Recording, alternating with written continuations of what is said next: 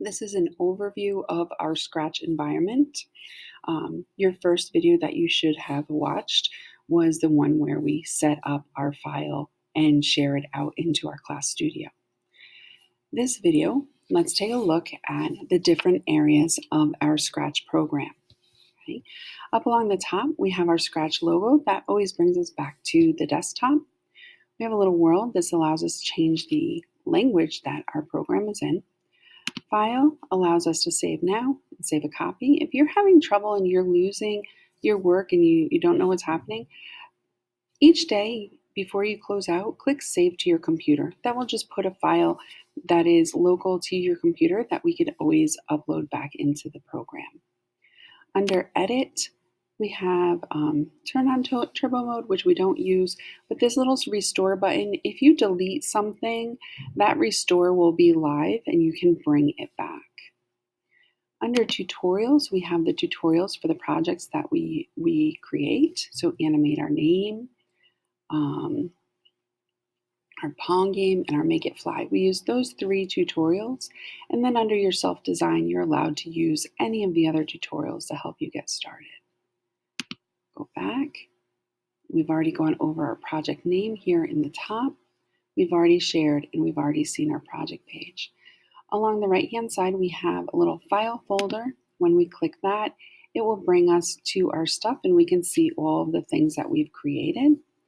If we want to go back to one, we click See Inside and it brings us right back to where that file was. Okay. The far right, we have our file name, and under that, we also have My Stuff, which brings us to that same page as the little file folder and our account settings. Okay. Within our actual program, starting on the left-hand side, we're under Code, the Code tab. So under the Code tab, we have multiple different tabs for commands. Okay, and as you click each one of them, you see how the commands are changing. The first several, motion, looks, and sounds, are just that. If we want to move our sprite, we're under motion. If we want to change the look of our sprite, which could be color changing, it could be changing the costume, switching the backdrop, that would be under looks. Sounds is just that, and I'll go over that in a minute. And then events is what starts any of those commands. So when the flag is clicked, when this flag is clicked, I want whatever's listed below to happen. Or when the space key is pressed, okay, when the sprite is clicked, and when the backdrop switches. These all are kind of like start commands that say, okay, when this event happens, then do all of the things attached to it. Okay. Below that we have control. Now we're getting more into operators. Control is a command that controls other commands. Okay, so we might need to wait or repeat. A forever loop says continually check to see if this condition or these commands need to happen. Okay, the if then is a conditional. If something is going on, then do this other thing. Okay, or if then else. If something is going on, then do this. But if that something isn't going on, do this other thing. So that's the if then else. Wait until, repeat, stop all. If you use a stop all, you really want to be aware of when that happens because it will literally stop the entire program. Okay. Sensing is when we're touching a mouse pointer, when we're touching a color, when one color is touching another color, distance to the mouse, following your mouse X, following your mouse Y. Sensing is very helpful in lots of different things. And you won't use sensing in Animate Your Name, but you will use sensing for Make It Fly and Pong. Okay. Operators. Operators are also conditionals. It says, if greater than this number, then do this. If less than, then do this. Okay. So you'll find operators often in Pong. We use operators, and you might use them in self-choice. Under variable is where you'll actually create a variable and create your score for Pong. Okay. And then my blocks. Usually we don't use my blocks. Okay. The first 4 tabs are the most frequently used tabs. The next thing I'm going to click on is costume. Under costume, you can see that for this sprite, my little sprite 1 or cat, that I have 2 costumes.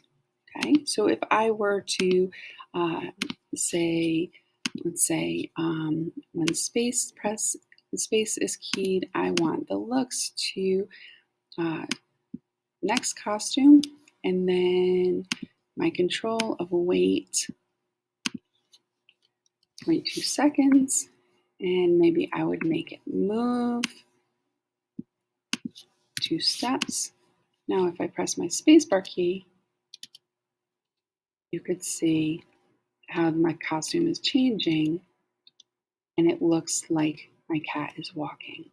Okay, if I wanted that to go more frequently, I can then use a control and say repeat 10 times. And now when I hit play, when I hit spacebar, he walks across for 10 steps. Okay, so that's our costumes. Now under costumes, I could go in here and I can say I want to change him to have different features, different colors. I can change the outline. Maybe it's a little bit scary what it's looking like. Maybe I don't like anything like that. I can undo it. And I can also come in here and I can say, I want to rename my costume Cat Walk and Cat Step. We're able to control a little bit there as well. Okay. And then maybe under here, under my sprite control, I can just put cat so I know which sprite I'm using. Okay. Then I have my sound tab. Now if you look, we see that we have just a meow for sound tab. But if we come down here to our blue circle, we can choose a sound. We can search for a sound. We can record our own sound. We can go with a surprise and then it just picks a sound for us, or we can upload a sound. Most students just choose a sound. And if we go into animals, maybe I'm going to make my cat, instead of meow, I'm going to make it sound like a duck. I can play it. I can slow it down, speed it up, change all sorts of things about it. Okay, and now when I go to my coding tab, I could add in something that says sound, start the sound, duck. The difference between start a sound and play a sound until done, you could try it and test it, but start a sound just allows it to start a sound, then it's going to go, as it's starting the sound, it's going to go to the next thing. If we play the sound until done, it does nothing else until that sound is done. Okay, so let's play this. That was obnoxious, right? But if we take this out and put until done, what does that look like?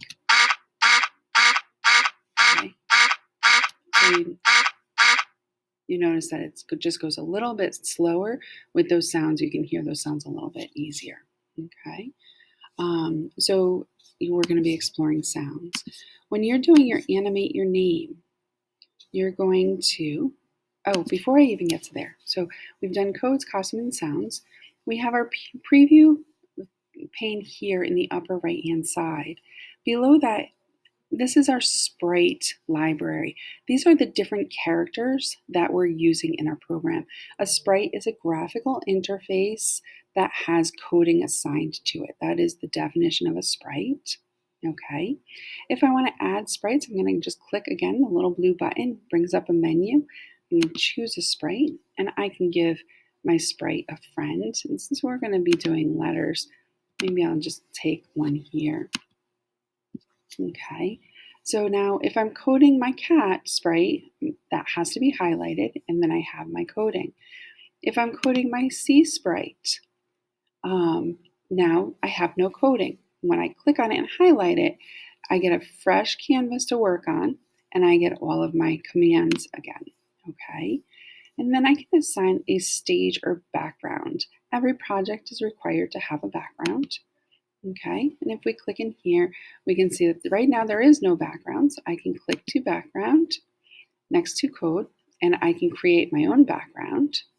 Or I can click on choose a background. Again, choose a backdrop. And then I can go and pick something that I'd like to work with. Okay. Again, if I have an extra one I don't want, I can click the delete button and delete it. And now I have a working environment. Okay. So that is the different areas of your project screen.